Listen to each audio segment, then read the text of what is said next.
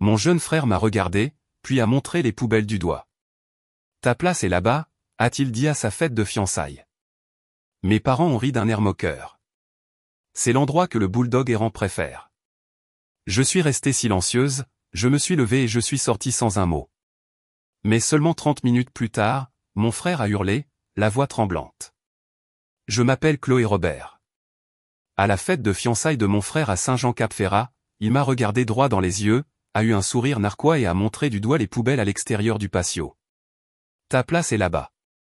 Juste là, devant 120 invités vêtus de smoking et de robes de soirée. Mes parents ont ri plus fort que tout le monde. Maman a serré son collier de perles et a dit, exactement. C'est là que le bulldog aime s'asseoir de toute façon. J'ai senti chaque paire d'yeux se planter en moi comme des aiguilles. Le quatuor à cordes continuait de jouer. Le champagne continuait de couler.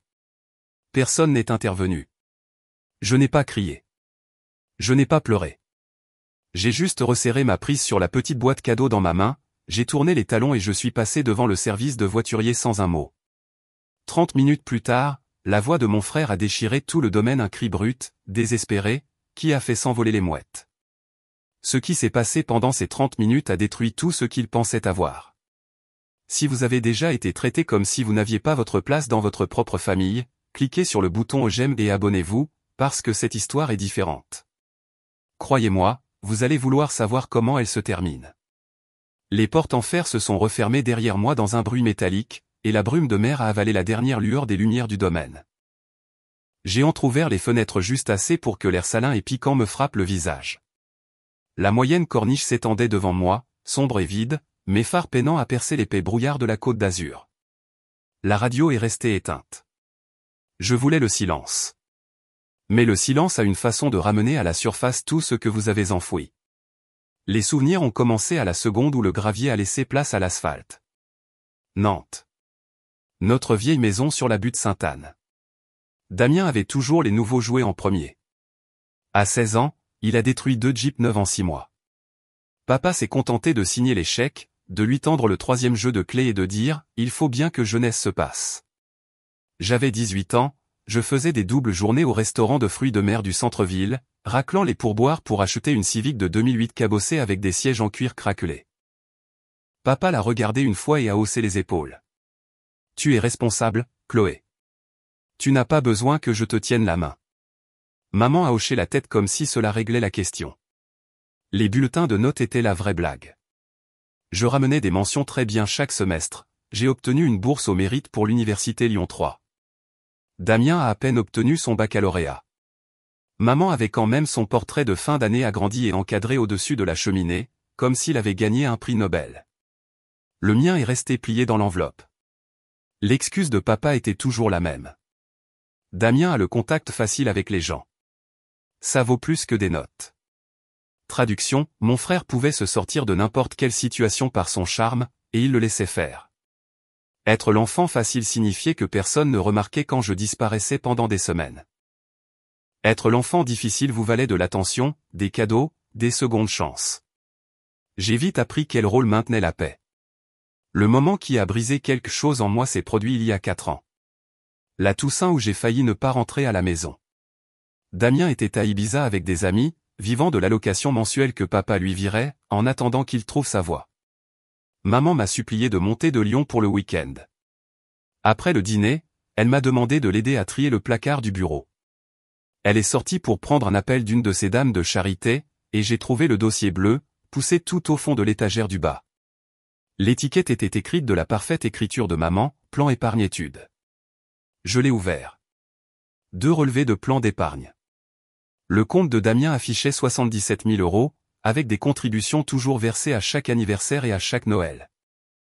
Le 2e relevé aurait dû être le mien. Il n'y avait pas de 2e relevé, pas de compte, pas de montant en euros, juste un post-it jaune sur les papiers de Damien, écrit en cursive par maman, pour le brillant avenir de mon bébé, avec des cœurs. Je suis resté là, dans la pénombre, tenant la preuve qu'ils n'avaient jamais eu l'intention de m'aider. Chaque service supplémentaire, chaque repas sauté, chaque fois que je me disais que je me débrouillais bien toute seule, ils avaient déjà décidé que je n'avais besoin de rien de leur part. J'étais l'enfant qui ne demandait pas, l'enfant qui trouverait une solution, l'enfant qui ne comptait pas assez pour même avoir un dossier. Je l'ai refermé, je l'ai remis exactement là où je l'avais trouvé, et j'ai fini de charger le lave-vaisselle. Quand maman est entrée, elle a souri et m'a touché le bras. Merci d'être si serviable, ma chérie. Tu as toujours été mon enfant facile. Je lui ai souri en retour, je lui ai dit que j'avais un vol tôt le matin, et je suis parti avant le dessert. Cette nuit-là, sur la route vers le sud, j'ai arrêté de pleurer à ce sujet. Quelque chose de plus froid s'est installé à la place. La brume s'est éclaircie alors que je traversais le pont pour quitter la presqu'île, la route devenant enfin droite. J'ai appuyé un peu plus fort sur l'accélérateur. La petite boîte cadeau sur le siège passager a bougé avec le virage, plus lourde qu'elle n'aurait dû l'être. À l'intérieur, il n'y avait pas le cadre en cristal gravé qu'ils attendaient. C'était quelque chose qu'ils ne verraient jamais venir. Mon téléphone a vibré sur la table de chevet à minuit 47, exactement 3 semaines avant la fête de fiançailles. J'étais à Lyon pour une conférence sur les risques de 3 jours, échoué dans un Marriott qui sentait le chlore de piscine et le café d'hôtel trop infusé. Le nom de Romain s'est affiché à l'écran. J'ai glissé pour répondre à la 3e sonnerie. Tu es réveillé. Sa voix était basse, sans sommeil. Il faut qu'on se voie demain matin. Sans délai. Romain Caron avait été mon seul vrai concurrent en statistique en première année. Il m'avait battu d'un demi-point à l'examen final et m'avait quand même envoyé le corriger la veille au soir, au cas où. Maintenant, il était expert comptable judiciaire à Marseille, le type que les banques appellent discrètement quand les virements ne collent pas. Je l'ai retrouvé à 7h15 du matin dans un café de la rue de la République, avant la foule matinale. Il était déjà dans le coin du fond, capuche relevée, 2 grands cafés fumants, l'ordinateur portable ouvert comme un bouclier. Les cernes sombres sous ses yeux me disaient qu'il avait passé une nuit blanche. Il a tourné le MacBook vers moi sans un bonjour. Relevé bancaire, document de fiducie, un contrat de vente pour un domaine de 7,5 millions d'euros au bord de l'eau à Saint-Jean-Cap-Ferrat. L'acheteur était listé comme la fiducie familiale de Valois. Le nom de Bérénice était en haut. Sauf que les signatures étaient fausses. Les boucles du B de Bérénice étaient trop rondes, la barre de chaque T trop appuyée. Romain avait récupéré sa vraie signature d'un document caritatif public du printemps dernier et l'avait mise à côté. Le jour et la nuit. Puis j'ai vu la ligne du cofiduciaire, Damien Michel Robert. Romain a tapoté le trackpad. Ton frère a convaincu sa fiancée de placer 7,5 millions d'euros de dépôt de garantie non remboursable sur ce domaine. Le virement a quitté le compte privé de Valois chez BNP Paribas il y a exactement 12 jours. Même adresse IP que le téléphone de Damien. Même cadence de frappe sur les instructions de virement. Même signature numérique falsifiée collée sur 6 documents différents. Il a zoomé sur les confirmations de virement de l'application BNP Paribas. 8 virements distincts d'un peu moins d'1 million d'euros, chacun horodaté dans une fenêtre de 90 minutes, tous acheminés via une société écran enregistrée au Luxembourg le mois dernier. Il prévoit de revendre la propriété juste après le mariage, ou de disparaître avec l'argent une fois que la fiducie sera effective, a dit Romain, sa voix à peine plus forte que le sifflement de la machine à expresso. Quoi qu'il en soit, c'est une escroquerie en bande organisée, une fraude bancaire, et probablement une usurpation d'identité aggravée. 10 à 20 ans si le procureur veut faire un exemple. J'ai fixé l'écran jusqu'à ce que les chiffres n'aient plus de sens. 7,5 millions d'euros plus que ce que je gagnerais en 25 ans au poste pour lequel je me tuais déjà à la tâche. Romain a fouillé dans son sac à dos et a fait glisser une clé USB noire mat sur la table. Copie propre. Fichier bancaire brut, métadonnées, registre de notaire tout. Je l'ai extraite du serveur miroir hier soir après que l'alerte à la fraude soit arrivée sur mon bureau. Aucune trace ne remonte à moi. J'ai refermé mes doigts dessus, encore chaude de sa poche. Pourquoi moi, ai-je demandé. Il s'est penché en avant. Parce que tu es de la famille, et il ne s'attendra jamais à ce que tu le dénonces. Bérénice ne sait rien encore. Sa mère gère la moitié de l'immobilier de luxe au sud de Paris. Evelyne de Valois le mettra en pièces à la seconde où elle verra une preuve qu'elle ne peut pas dissimuler. Mais ça doit venir de quelqu'un qu'elle ne soupçonne pas d'être impliqué. J'ai glissé la clé dans la poche zippée cachée de mon sac à main, juste à côté du carton d'invitation couleur crème pour la fête de fiançailles auquel j'avais déjà répondu, oui. Tu dois être extrêmement prudente, a dit Romain en fermant l'ordinateur portable. Si Damien apprend que tu as ça. Il ne l'apprendra pas, les jeux coupés. Ma voix était plate, presque étrangère. Il pense toujours que je suis la sœur qui reste silencieuse et qui répare ses bêtises. Romain a eu un petit rire fatigué. Alors, utilise ça comme une arme. Nous avons payé et sommes sortis dans la chaleur moite de Lyon.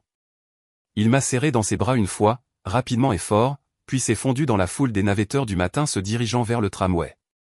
Je suis resté longtemps sur le trottoir, sentant la petite clé pressée contre ma cuisse comme une balle réelle. Pendant les 3 semaines suivantes, je n'ai pas appelé maman. Je n'ai pas envoyé de message à Damien. Je n'ai pas soufflé un mot. Je suis allé au travail, je me suis assise dans des salles de conférence, j'ai souri aux clients, et j'ai gardé la clé USB dans la même poche chaque jour. J'ai même commandé le cadeau, un lourd cadre en cristal de chez Tiffany, et je l'ai emballé moi-même. L'invitation trônait sur mon comptoir de cuisine, égrenant les jours.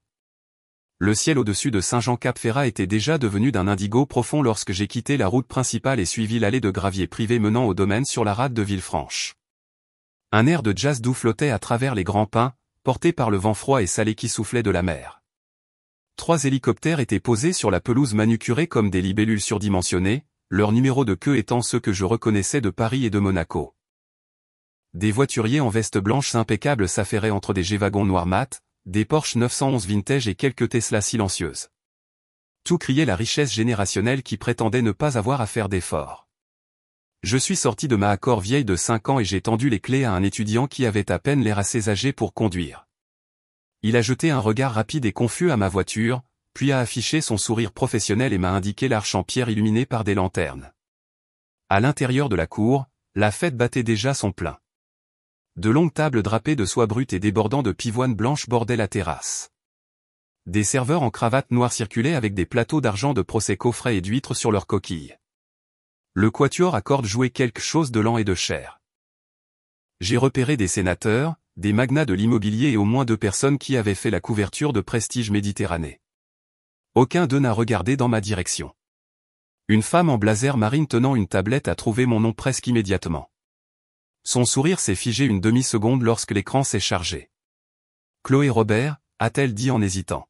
« Par ici, s'il vous plaît. » Elle m'a guidé au-delà de la terrasse principale, au-delà des tables étincelantes de bougies et de cristal, au-delà de la sculpture de glace taillée en Inde et un baies géant entrelacés. Nous avons continué à marcher jusqu'à ce que la musique ne soit plus qu'un bourdonnement lointain et que l'odeur de filet mignon poêlé se transforme en une odeur d'herbe humide et quelque chose qui ressemblait vaguement à des ordures. Elle s'est arrêtée devant une unique table pliante en plastique blanc, poussée contre la clôture du fond, coincée entre 2 poubelles industrielles et un chenil en cèdre où un bulldog anglais à l'air ennuyé se prélassait. Une seule chaise pliante en métal, pas de nappe, pas de fleurs, pas de carton nominatif, juste une feuille plastifiée collée de travers sur la table qui disait « Place supplémentaire ». Le plan de table indique que c'est votre place assignée, a-t-elle marmonné, reculant déjà comme si elle craignait que je ne lui en veuille. Je suis vraiment désolé. J'ai posé ma pochette et j'ai contemplé la vue, une ligne de mire directe à travers les portes-fenêtres ouvertes sur le hall principal où tous les autres riaient sous des lustres de 3 étages, levant des verres qui coûtaient probablement plus cher que mon loyer. J'étais encore là, à absorber tout cela, quand Damien est apparu dans l'embrasure de la porte. Il tenait Bérénice par le bras, tous deux rayonnants comme s'ils sortaient d'un magazine. Smoking en velours marine, robe en soie champagne, des dents assez blanches pour faire atterrir des avions. Il m'a repéré instantanément, son sourire s'élargissant lentement et cruellement. Il s'est penché juste assez pour que les tables les plus proches l'entendent et a pointé droit vers les poubelles à côté de moi. « Ta place est juste là », a-t-il lancé, sa voix portant parfaitement par-dessus le quatuor. Parfaite pour les chiens errants. Une vague de rire a parcouru la terrasse. Des téléphones se sont levés. Quelqu'un a même sifflé. Maman et papa se tenaient juste derrière lui, des flûtes de champagne à la main. Le triple rang de perles de maman a capté la lumière alors qu'elle rejetait la tête en arrière et riait plus fort que n'importe qui d'autre dans la cour. Le visage de papa est devenu rouge à force d'essayer de se retenir. Puis il a abandonné et a ajouté, assez fort pour que la table voisine l'entende, « Ouais, c'est exactement là que le bulldog aime s'asseoir de toute façon. » Le bulldog dans le chenil a aboyé une fois, comme pour approuver. Bérénice a tiré sur la manche de Damien, le sourire crispé, lui chuchotant quelque chose d'urgent. Il l'a ignoré, a planté ses pieds et a attendu ma réaction comme un enfant qui vient d'allumer un pétard. Mon cœur a martelé contre mes côtes si fort que je l'ai senti dans ma gorge. Une bouffée de chaleur m'est montée aux yeux, mais j'ai contracté chaque muscle et je les ai fixés tous les 3. Pas de mots, pas de tressaillement, juste 5 secondes complètes de silence jusqu'à ce que le rire meure dans leur gorge. Le sourire narquois de Damien a vacillé. La main de maman s'est envolée vers ses perles. Papa a baissé les yeux sur ses chaussures. J'ai ramassé ma pochette, j'ai lissé le devant de ma robe une fois, et j'ai marché le long de la longue allée de gravier en direction du service de voiturier. Mes talons crissaient, d'un pas régulier et sûr. Le jazz continuait de jouer. Les verres continuaient de tinter. Personne n'a appelé mon nom. Personne ne m'a suivi. Je n'ai pas regardé en arrière. J'ai posé la boîte cadeau sur la console en verre dans le coin le plus sombre du foyer, où le jazz de la salle de bal flottait encore en vagues douces. La table des cadeaux était une montagne de blanc, d'or et de rubans champagne. Une douzaine de boîtes s'élevaient à 1 mètre de haut, certaines emballées si parfaitement qu'elles semblaient achetées en magasin, d'autres avec des monogrammes peints à la main et des seaux de cire. Une coupe en cristal débordait de cartes. Un panneau discret en calligraphie indiquait « Cadeau pour Damien et Bérénice. Merci de partager notre joie ». 2 cousines adolescentes en robe pastel assorties étaient occupées à prendre des photos, le dos tourné, bloquant la caméra de sécurité qui pointait inutilement vers le plafond. Personne d'autre n'était à moins de 6 mètres. J'ai balayé les piles du regard une fois. Mes yeux se sont fixés sur la plus grande boîte, papier ivoire épais, un large ruban de satin couleur crème épaisse, une étiquette argentée qui disait, avec nos plus chaleureuses félicitations, Monsieur et Madame Réginald de Courtenay 4, Genève. D'après le poids et la forme, ce devait être le service de carafe en cristal Tiffany en édition limitée que j'avais vu annoncer à 11 000 €. Parfait. Impossible à manquer. Je me suis glissé entre les cousines, j'ai souri comme si on m'avait envoyé faire une course, et j'ai soulevé le couvercle d'exactement 8 cm. Le papier de soie a crissé doucement. J'ai plongé la main dans ma pochette, j'en ai sorti la clé USB noire mat sur sa fine chaîne argentée, et je l'ai laissée tomber au centre rembourré. Puis la note, une simple carte blanche, mon écriture soignée et intraçable. La vérité sur l'achat du domaine de la baie. Comparez les signatures de Bérénice à partir de la page 47. Les eurodatage des virements BNP Paribas sont dans le dernier fichier. J'ai refermé le couvercle, j'ai lissé le ruban jusqu'à ce qu'il soit parfaitement en place, et j'ai poussé toute la boîte de 15 cm vers l'avant pour qu'elle soit pile au centre sous le petit projecteur. Le satin a capté la lumière comme s'il avait attendu ce moment toute sa vie. Les cousines ne se sont jamais retournées. Je suis sorti par le même couloir de service que celui par lequel j'étais entré, passant devant le vacarme de la cuisine où les cuisiniers criaient par-dessus des poêles grésillantes, passant devant la machine à glace qui bourdonnait comme un réacteur d'avion, par la porte latérale, et j'ai traversé le gravier jusqu'au service de voiturier. Le même étudiant a accouru, les sourcils levés. « Vous partez si tôt, mademoiselle ?» Changement de programme, ai-je dit en lui glissant un billet de 20 €. Il n'a pas discuté. Mon accord est apparu en 45 secondes. Je me suis glissé derrière le volant, j'ai baissé toutes les vitres et je me suis éloigné de la lueur du domaine. Le vent froid de la Méditerranée s'est engouffré dans la voiture, piquant de sel et de pain, fouettant mes cheveux sur mon visage. Le trajet jusqu'au pont Saint-Hospice a duré exactement 11 minutes. J'ai respecté la limitation de vitesse, mes yeux balayant le rétroviseur toutes les quelques secondes. Aucun phare ne me suivait. Mon téléphone est resté éteint. Rien. À mi-chemin du pont, la baie s'étendait, noire et infinie, des 2 côtés, le clair de lune traçant un chemin d'argent en plein milieu. J'ai posé ma main gauche légèrement sur le volant et j'ai laissé ma main droite tomber sur le siège passager vide où le vrai cadeau avait reposé quelques instants plus tôt. Mon rythme cardiaque était lent, presque paresseux. La rage qui avait habité sous mes côtes pendant des années me semblait soudainement légère, comme si je l'avais finalement transmise à quelqu'un de plus fort. Un calme étrange, presque surnaturel, s'est installé à sa place.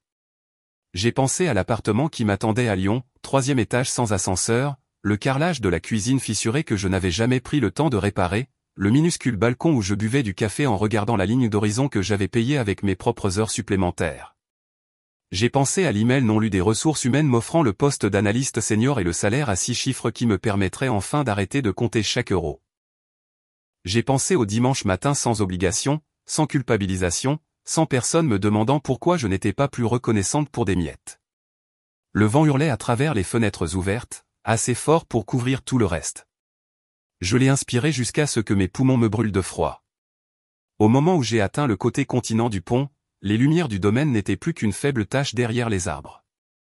J'ai tourné vers le sud sur la nationale 7, j'ai appuyé plus fort sur l'accélérateur et j'ai regardé la brume s'installer, épaisse et finale, derrière moi.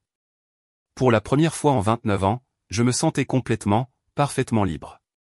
31 minutes après que mes feux arrière eurent disparu dans la brume, le hall principal flottait encore sur le champagne et l'autosatisfaction. Le quatuor à cordes glissait à travers une reprise rêveuse de « La vie en rose », la lumière des bougies vacillait sur les pieds de cristal, et le photographe continuait de tourner autour de la table d'honneur, implorant un dernier cliché parfait du couple rayonnant. Damien avait un bras drapé autour des épaules nues de Bérénice, rejetant la tête en arrière à quelque chose qu'un type du capital risque avait dit, riant comme s'il possédait déjà la moitié de la côte.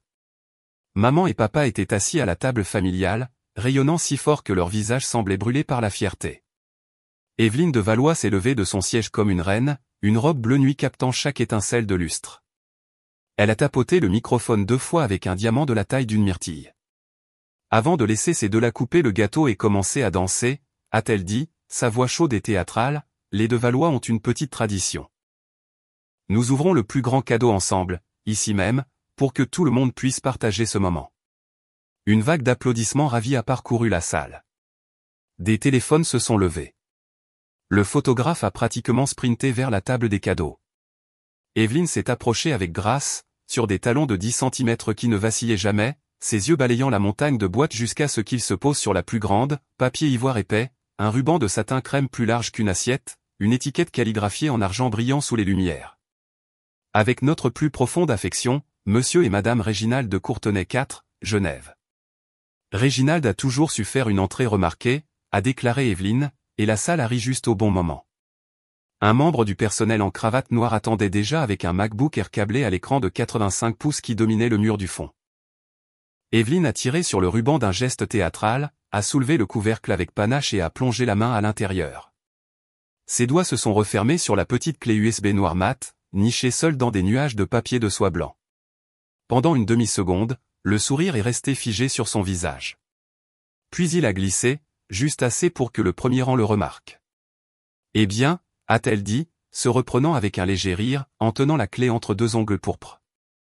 C'est l'amour moderne, je suppose. Probablement un magnifique montage vidéo de la part des de Courtenay. Charles, branchez-la. Regardons tous ensemble. L'écran s'est illuminé d'un blanc éclatant.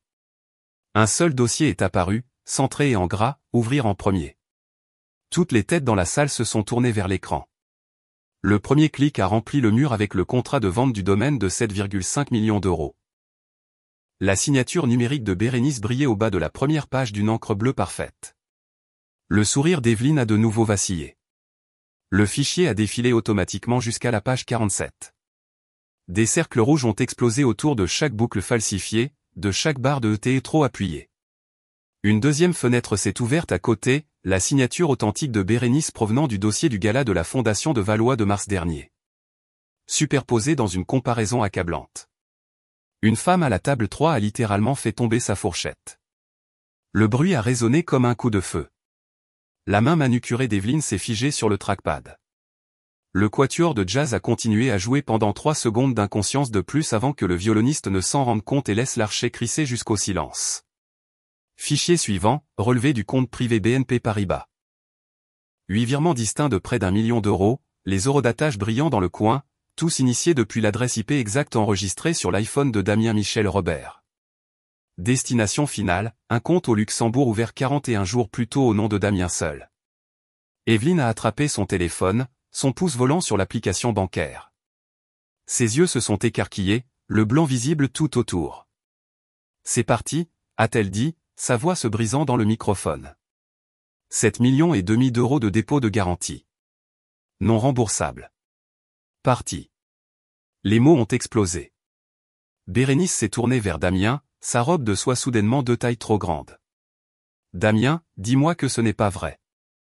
Damien s'est levé si vite que sa chaise a basculé en arrière avec un fracas. C'est un faux. Quelqu'un l'a piraté. Éteignez ça tout de suite. Il s'est jeté sur l'ordinateur portable. Evelyne lui a frappé le poignet si fort que le claquement a résonné dans les haut-parleurs, et sa main a reculé comme s'il avait été brûlé. Le dernier fichier s'est ouvert de lui-même. Un enregistrement d'écran silencieux de 30 secondes datant de 2 nuits auparavant. L'écran du téléphone de Damien, parfaitement reproduit. Le curseur cliquant sur « Confirmer le virement » 8 fois de suite. La pièce a éclaté en un raz-de-marée de chuchotements. Des perles serrées, des téléphones enregistrant droit vers la table d'honneur. La femme d'un sénateur s'est levée pour mieux voir. Evelyne de Valois s'est redressée de toute sa hauteur, s'est retournée vers le microphone, et la température dans la salle a chuté de 10 degrés. Mesdames et messieurs, la célébration de ce soir prend fin immédiatement. Sécurité, veuillez escorter Monsieur Robert hors des lieux. Et que quelqu'un mette mes avocats au téléphone. Maintenant. Les fiançailles sont rompues, à compter de cette seconde. 2 officiers hors service en smoking sont apparus instantanément et ont saisi les bras de Damien. Les larmes de Bérénice ont commencé à couler dans un silence parfait. La flûte de champagne de maman a glissé de ses doigts et s'est brisée sur le parquet. Papa fixait l'écran comme si son monde entier venait d'être effacé. Le seul son qui restait était le vent qui faisait vibrer les portes-fenêtres et le clic doux et impitoyable d'Evelyne fermant chaque compte, chaque porte et chaque avenir que Damien pensait avoir. Damien s'est libéré de l'emprise des officiers et est tombé à genoux juste devant Evelyne, son pantalon de smoking raclant le parquet. « Madame de Valois, s'il vous plaît » a-t-il supplié, sa voix se brisant comme celle d'un adolescent. « C'est un malentendu. Je le jure sur ma vie. J'aime Bérénice. Je ne lui ferai jamais de mal. Quelqu'un a monté ce coup. S'il vous plaît, écoutez-moi. » Evelyne l'a regardé de haut, avec le regard que l'on porte à une saleté sur sa chaussure. Elle n'a pas bougé d'un muscle. Bérénice se tenait figée à côté de la table d'honneur, la soie champagne tremblante, les larmes creusant des rivières noires dans son maquillage. Elle a ouvert la bouche, l'a refermée, puis l'a rouverte. « Maman ?» Le mot est sorti tout petit, le même qu'elle utilisait probablement à 5 ans.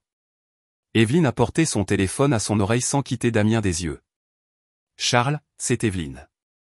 Préparez le jet et faites venir toute l'équipe juridique à Nice ce soir. Je veux que chaque compte soit gelé, chaque carte annulée, et un audit judiciaire complet d'ici le lever du soleil. » Elle a baissé le téléphone juste assez longtemps pour regarder sa fille. « Bérénice, ta carte Amex noire, la Platinum, la Centurion toute. Annulée. À la seconde où je raccroche. L'allocation trimestrielle 230 000 € par an. Fini. La distribution de la fiducie prévue pour ton 26e anniversaire le mois prochain. Fini. Tu recevras une allocation pour le loyer et les courses uniquement, jusqu'à ce que ce désordre soit réglé. » Les genoux de Bérénice ont fléchi. Une demoiselle d'honneur l'a rattrapée avant qu'elle ne touche le sol. Evelyne s'est retournée vers le microphone, sa voix froide et parfaitement maîtrisée. Les fiançailles sont rompues. Le dépôt de 7,5 millions d'euros sur le domaine est non remboursable en vertu du droit des contrats français, et je poursuivrai toutes les voies légales pour le récupérer auprès de Monsieur Robert personnellement. Sécurité, sortez-le de ma vue. Les 2 officiers ont relevé Damien par les aisselles. Il s'est tordu, essayant d'atteindre Bérénice. « Mon amour, dis-lui. Dis-lui que je t'aime. » Bérénice a juste sangloté plus fort, le visage enfoui dans ses mains. À la table familiale, maman était assise, rigide, serrant ses perles si fort que ses articulations sont devenues blanches. Le visage de papa avait pris la couleur du lait tourné. Pour la première fois en 26 ans, aucun d'eux n'a ouvert la bouche pour défendre leur enfant chéri. Les yeux de papa n'arrêtaient pas de se diriger vers la sortie, comme s'il calculait à quelle vitesse il pourrait disparaître avant que quelqu'un ne lui demande s'il savait. Les invités commençaient déjà à bouger. Des sacs à main saisis, des vestes attrapées, des talons claquant vers les portes dans une débandade soudaine de soie et de panique. La femme d'un sénateur a marmonné, l'escroquerie en bande organisée, c'est 20 ans de prison, assez fort pour que la table voisine l'entende. Quelqu'un d'autre a chuchoté, contrat de mariage, et a ri sans humour. Damien s'est débattu alors que les officiers le traînaient devant la flûte de champagne brisée et le gâteau ruiné que personne n'avait coupé. « Maman. Papa. Faites quelque chose, a-t-il crié. Les lèvres de maman se sont entr'ouvertes, puis se sont refermées. Papa a baissé les yeux sur la nappe comme si elle pouvait le sauver. Un type d'un fonds spéculatif près de la porte était déjà au téléphone. Oui, retirez tout du bureau de gestion de patrimoine des Robert. Absolument tout. Maintenant. Le quatuor à cordes avait disparu. Le photographe se tenait figé, son appareil photo pendant inutilement à son côté. Le personnel de service restait dans les coins, ne sachant pas s'il fallait commencer à débarrasser ou s'enfuir. Evelyne a baissé le microphone, s'est tournée vers Bérénice et a parlé si doucement que seules les tables de devant ont entendu. Tu rentreras à la maison ce soir. Nous réparons ta réputation. Mais tu ne prononceras plus jamais son nom. Bérénice a hoché la tête à travers ses sanglots, le mascara formant des flaques sous ses yeux. La voix de Damien a résonné une dernière fois depuis le foyer alors que les officiers le tiraient dans la nuit. Je peux expliquer. S'il vous plaît. Les lourdes portes d'entrée se sont refermées derrière lui. Le hall est devenu complètement silencieux, à l'exception de la respiration saccadée de Bérénice et du son lointain des rotors d'hélicoptères démarrant sur la pelouse. Maman a finalement levé les yeux, cherchant dans la pièce quelqu'un n'importe qui pour lui dire que cela n'arrivait pas. Papa a juste fixé son verre vide. J'ai éteint l'ancien téléphone à exactement 7 heures du matin le lundi, une semaine après la fête de fiançailles, et je l'ai laissé tomber dans le tiroir supérieur du nouveau bureau de mon nouvel appartement. L'écran est devenu noir pour de bon. Maman, papa, Damien bloqué sur toutes les plateformes, tous les numéros, tous les alias de courriel. Leur nom n'existait plus dans mon monde. Le nouvel appartement se trouvait au 12e étage avec vue sur le Rhône, dans le centre-ville de Lyon. Des baies vitrées, du parquet neuf, un îlot de cuisine assez grand pour vraiment cuisiner. J'avais signé le bail le samedi matin, après que la lettre d'offre soit arrivée dans ma boîte de réception le vendredi soir. Analyste judiciaire senior. 170 000 € de salaire de base, prime à la signature, déménagement entièrement pris en charge. Le chasseur de tête avait dit que le client MMA, précision tranquille sous pression. J'ai souri en lisant cette phrase. J'ai passé le week-end à emballer l'ancien appartement en 6 heures et à déballer le nouveau en 4. Les livres sur les étagères, la machine à café sur le comptoir. Une seule photo encadrée du coucher de soleil sur Lyon. Rien de Nantes, rien avec des visages de famille. Le dimanche soir, je suis monté sur le toit terrasse et j'ai regardé les lumières de la ville onduler sur l'eau. Pas de notification, pas d'appel manqué, pas de messages vocaux frénétiques que je n'écouterai jamais. Pour la première fois en 29 ans, le silence absolu ressemblait à la liberté plutôt qu'à une punition. Le lundi matin, j'ai allumé le nouveau téléphone, nouveau numéro, nouvelle vie. Le premier courriel venait des ressources humaines, dossier de bienvenue, formulaire de virement direct, premier jour lundi prochain. Le deuxième venait de Romain Caron. J'ai entendu dire que tu as pris le poste. Fier de toi. On boit des verres quand tu seras installé. J'ai répondu avec un simple emoji pouce levé et j'ai appuyé sur envoyer. J'ai préparé du café dans la nouvelle machine, je l'ai emmené sur le balcon et je me suis appuyé contre la balustrade. Le fleuve coulait 12 étages plus bas, régulier et imperturbable. J'ai pensé au domaine à Saint-Jean-Cap-Ferrat, les poubelles, la table en plastique, la façon dont mes parents avaient ri. J'ai pensé à la clé USB et aux 7,5 millions d'euros, et à la façon dont la voix de Damien s'était brisée lorsque les portes s'étaient refermées derrière lui. Rien de tout cela ne m'atteignait ici. J'avais passé des années à être l'enfant facile, la discrète, celle qui n'avait besoin de rien. Il s'est avéré que c'était le meilleur entraînement que j'aurais pu demander. Parfois, le silence n'est pas une faiblesse. Parfois, partir n'est pas abandonner. Parfois, la plus grande des vengeances est de se construire une vie si belle qu'ils ne pourront plus jamais y toucher. J'ai fini mon café, j'ai rincé la tasse et je l'ai mise à sécher sur l'égouttoir, à l'envers, comme j'aime. La ville s'éveillait en bourdonnant sous moi. Ma ville, maintenant.